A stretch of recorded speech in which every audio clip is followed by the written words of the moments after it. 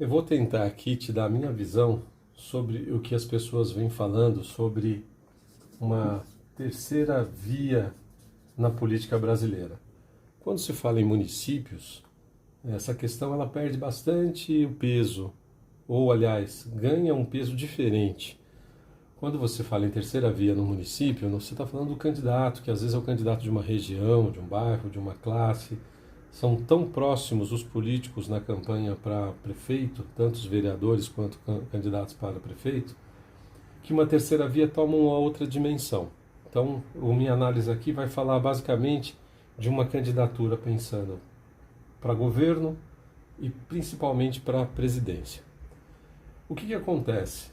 Se a maioria realmente, como eu aponto nos meus estudos, se você tiver a oportunidade, vai lá no meu canal, veja os meus vídeos, você vai ver que eu já venho falando de alguns assuntos desse tipo há bastante tempo. Baseado principalmente no meu livro Maniqueísmo Social, eu identifiquei que as pessoas, a grande maioria, tendem a encontrar equilíbrios em dois polos opostos. Ou, mesmo que não seja a palavra equilíbrio não seja mais adequada, mas que ela determina as coisas por meio de pares de opostos. Então aqui o conservadorismo em cima, o progressismo embaixo, e nesse gráfico socialistas e liberais, defensores do capitalismo aberto, mais livre, onde as pessoas possam empreender e justamente por isso acaba se gerando mais emprego. Gerando mais emprego, você tem a possibilidade de ter um trabalho social muito maior, simplesmente arrumando emprego para as pessoas já saem de uma condição mais difícil para uma condição melhor. Mas o mais importante aqui é dizer para vocês por que eu não acredito ou não vejo da mesma maneira quando eu percebo as pessoas em grupos de WhatsApp ou mesmo em debates políticos falando de uma terceira via. Ora, se para um determinado grupo o mais importante é se o candidato é socialista ou liberal, qualquer um, para esse determinado grupo de eleitores, qualquer um que não se posicionar em algum desses dois polos, ele não tem como criar uma terceira via. Não existe, ele pode ser menos liberal ou mais liberal, ele pode ser um pouco menos socialista ou mais socialista. Lembrando que o socialismo, para mim, é uma droga de entrada. O comunismo seria a droga pesada. No fundo, para mim, é a mesma coisa, se bem que no detalhe você pode observar questões de economia e principalmente de política, em que no comunismo é muito mais pesado. Mas aí é só uma opinião, para não fugir muito do tema do vídeo. Quando se fala em conservadorismo e progressismo, mesmo que a pessoa não saiba exatamente o que é isso, ela vai identificar se o candidato é a favor da família, se é a favor da pátria, se é um patriota, se é um cristão, se ele é contra o aborto, se ele é contra a liberação das drogas, se ele é contra a vitimização do bandido e ele quer que, na verdade, o bandido pague por seus erros. Aqui os progressistas falam muito em vitimização do bandido. Só que na sociedade, como eu já falei em outros vídeos meus, nós já nascemos devendo, por um motivo bem simples. Nenhum de nós, exatamente nenhum ser humano, seria capaz. É bem provável que, eu não gosto de usar esses termos muito superlativos, mas é bem possível de dizer que quem de nós chegaria à fase adulta se não fosse pelo amparo de alguém, ou da família, ou de alguém da sociedade, um tio, um parente, um amigo, ou uma boa alma. Então você já nasce devendo, porque você não chegaria à fase adulta se não fosse pela sociedade da maneira como nós temos hoje desenvolvida. Então dizer em vítima da sociedade é uma piada, né? É uma inversão de valores. Nós vamos passar a vida inteira, em tese deveríamos passar a vida inteira gratos pela sociedade que nós construímos e tentando ao máximo possível retribuir isso para o mundo em que a gente vive, tentando torná-lo o melhor possível. Mas aí, voltando a falar de terceira via, como é possível para o eleitorado que só percebe as coisas ou por esses dois prismas, progressismo ou conservadorismo, ou pelo prisma do socialismo ou do liberalismo, como que um partido vai se colocar, ou um grupo de pessoas vai se colocar como terceira via? Se ele se colocar aqui, na minha opinião, ele tá se colocando no pior lugar que tem. Apesar de, na política, historicamente, as forças tendem a encontrar um ponto de equilíbrio no centro. Só que esse político, na grande maioria das vezes, é o pior político que você pode imaginar. Porque hoje ele está flertando com o liberalismo, mas ele é um socialista. Amanhã, Se o socialismo está mais forte, ele tende a vir para cá, ou o contrário.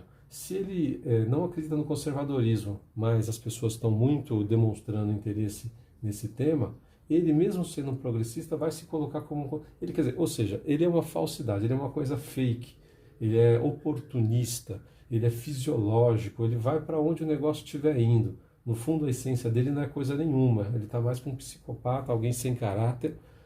Tem uma boa chance, não estou dizendo que todos que estão aqui são desse perfil, mas você como eleitor preste muita atenção nos candidatos que se colocam no centro. Eles estão em tese tentando buscar um equilíbrio, mas somente os mais sem caráter é que vão se colocar aqui.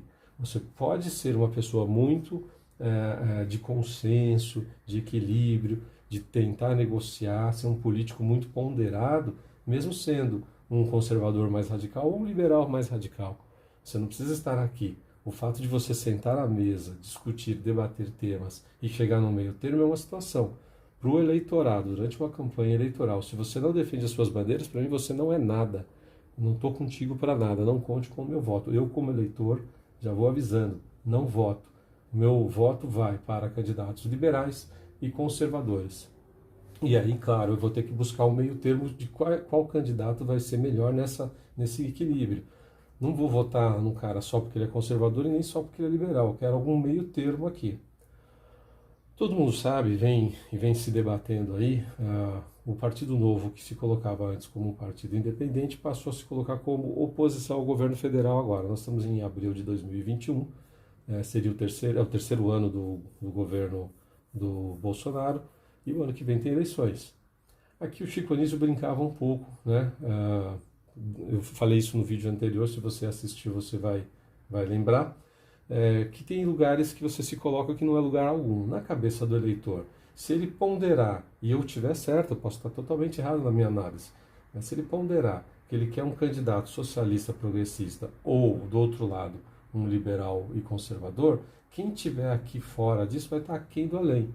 Tem gente do Novo que está se colocando aqui. O partido em si não se posicionou de maneira alguma. Ele é definido no eixo do liberalismo, mas ele deixa seus integrantes, seus políticos, candidatos, livres para decidir questões de costume. Só que isso parece que está pesando. Percebo ali uma certa tensão com relação a esses pontos, porque muitos estão se chocando com a política que alguns que foram eleitos recentemente, com uma política mais progressista. Isso fica bastante chocante, porque quanto mais para o progressismo o candidato político vem, mais ele fica parecendo com um socialista.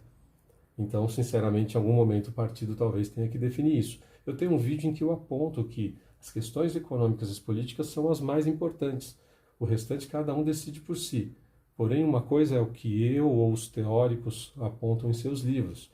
A outra coisa é a realidade. O povo em si tem uma tendência muito maior a pensar em questões de costume, porque são questões mais próximas do seu dia a dia, e quem já está muito ocupado em sobreviver, em manter seu emprego, seu trabalho, às vezes não tem interesse, e se tem interesse não tem tempo de estudar esses temas. Então vai pela percepção, pela narrativa. Falou em conservadorismo, falou em cristianismo, falou em defesa da família, talvez ganhe um X eleitorado. Aqui são outros tipos de eleitores. Então alguém que se coloca, ou um grupo de pessoas que se coloca como uma terceira via e que não define uma pauta nem na economia e nem na política, e não define uma pauta nem quanto ao progressismo, nem com questões do conservadorismo, ou seja, um grupo tão heterogêneo, tão diferente entre si, que você não consegue identificar o que é esse grupo. Ele se torna uma aberração. Ele não é nem conservador, nem progressista, nem em defesa do liberalismo e do capitalismo, nem socialista, nem comunista, ou seja, ele está, como brincava Chico Anísio, aquém do além. Esse partido que se posicionar aqui, ou o que se posicionar aqui, na minha opinião, está até mais perdido do que o centro, porque ele não está em lugar nenhum. Que eixo é esse? Existem liberais progressistas? Existem, mas são, na minha opinião, um tipo que flerta muito com o socialismo. Então é muito perigoso. A tendência desse cara aqui, quando ele tiver que escolher um lado, ele vai acabar caindo aqui sem perceber. Vai se dizer liberal, mas discurso, narrativa, comportamento vai ser de socialista. E aí o eleitorado grita, porque ele já não tem tempo de estudar e está vendo que o cara está defendendo as mesmas pautas que a esquerda, vai dar problema. Aqui é mais difícil ainda, nunca me lembro me lembro de ter visto um socialista conservador. Deve ser um conflito aqui bastante pior do que esse outro. Mas são posicionamentos dos quais eu não enxergo grande futuro, se é que existe. O que eu vejo na maioria das vezes são as pessoas defendendo o liberalismo com o conservadorismo.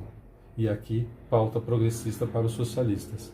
Quem tentar se colocar misturando esses temas, para o eleitorado ele não vai estar em lugar nenhum, ele vai estar além do aquém. Então a questão da terceira via, com o eleitorado, para presidente, para governador, ele tem que se posicionar, na minha opinião, da seguinte maneira. Ele se coloca como uma opção, mas ele define uma pauta conservador e liberal, socialista ou progressista. Se ele não definir a pauta e sair atirando para todos os lados, ele perde o voto dos liberais quando ele ataca o liberalismo, ele perde o voto dos conservadores quando ele ataca os conservadores, mas ele não ganha voto desses caras. Então fica um serviço meio que não dá resultado. Na minha opinião, não dá resultado. Na prática, o eleitorado não consegue entender isso. Como é que esse cara está atacando esse? Então, se ele está atacando aqui, ele é socialista.